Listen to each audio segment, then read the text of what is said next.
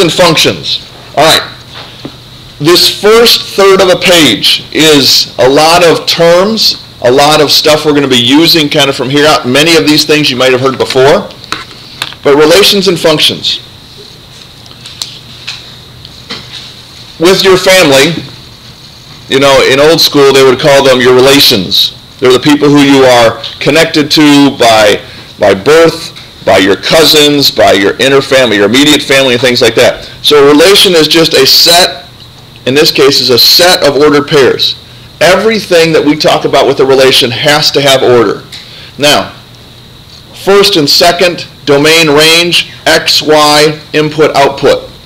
Tell me anything you notice about those four pairs of words in terms of their order to help us remember how to keep our relations, our ordered pairs, in the right order.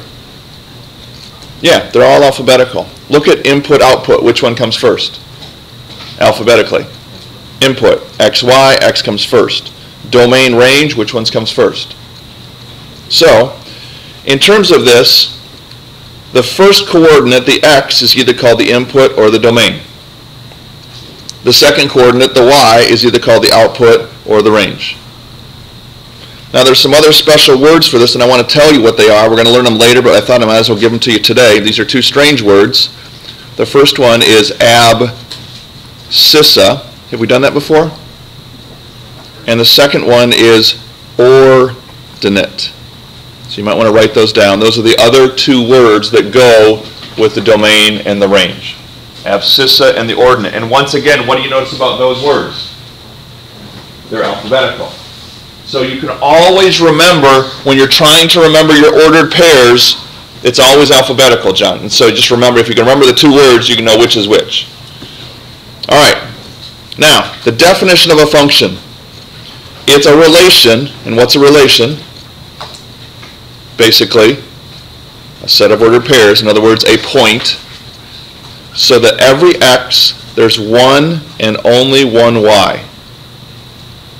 All right. Think of your birthday. How many birthdays do you have? If you said two, I'm a little worried here. Everyone in here has one birthday. All right? Is it possible? Do you know anyone in the school who has a birthday on the same day as you? Or have you ever met anyone with a birthday on the same day as you? Okay? Some of us have, some of us have. I actually have Mrs. Rooks, who taught here last year. She has the same birthday as I do on July 1st. My next door neighbor across the street, he has a birthday on July 1st. And so it's kind of fun on that birthday. We all tell each other happy birthday, and it's kind of a common bond between us. However, okay, so it's very possible. Each person can have only one birthday, true? But more than one person can have the same birthday. This is what we mean by this. For every person,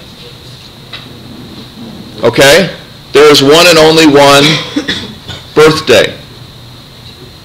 Is that true? For every person, there's one and only one birthday. That's what a function is. For every x, there's one and only one y. This is the definition you will need to memorize.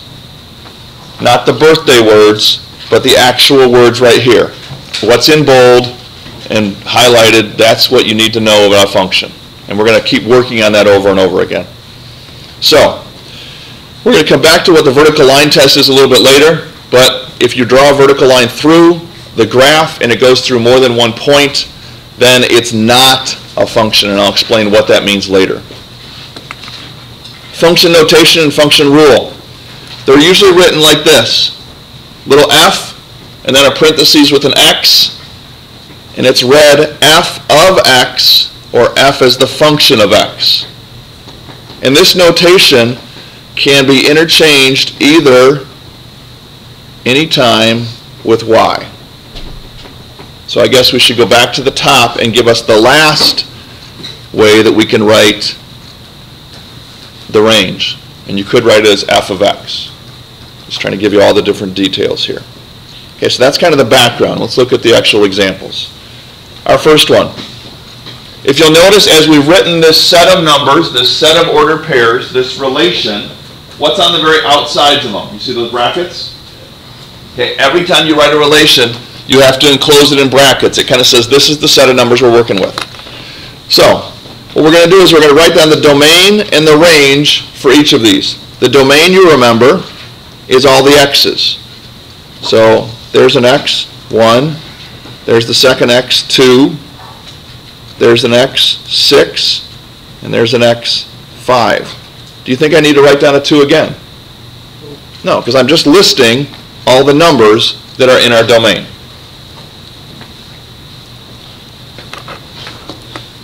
Okay? It would be nice if they're in order. So let's put them in order. 1, 2, 5, and 6. Once again, you don't need to write a number if it appears twice. Okay, so let's look at our range. 4, 3 is the second one, 2, -1, and 0. Let's put them in order. The lowest one is what? -1, then 0, then 2, 3, and 4. So the y values of each of them are the range, the x values are the domain. Now let's try to look at this and determine. Answer the question on the bottom. Is the relation shown above a function? The number 1, does it only go to 4? Is it only paired up with 4? Yeah? Is 2 paired up with, what's 2 paired up with? 3. But it's also paired up with 0. So pretend 2 is a person. How many birthdays does 2 have? It's only supposed to have 1, right? But the number 2 pairs up with both 3 and 0. Does that work? No. You can't pair up with 2 different people. Okay? You're a basketball player. All right? Opponents are coming with you. The coach wants you to, every defensive player should probably pair up with what? 1 and only 1 offensive player. What happens when 1 defensive player tries to cover 2 offensive players? It doesn't work, right? It doesn't function. Okay? Something breaks down. Okay? You can do the same idea with guys and girls. When one guy tries to have affiliations with 2 different young ladies, it doesn't work. It doesn't function. That relationship, it is a relationship, but it doesn't function. And use the words relation and function in your mind. If you have that relationship, will it function? No. It's going to break down. So, when we say is something a function, what we're trying to say is each of the x values have 1 and only 1 y value. All right, so this is not a function. Okay, you can put because 2 has 2 y values. And those values are 3 and 0. Okay, that's your reason why. And we're going to do a pictorial example of that in a little bit, but that's why that's not a function.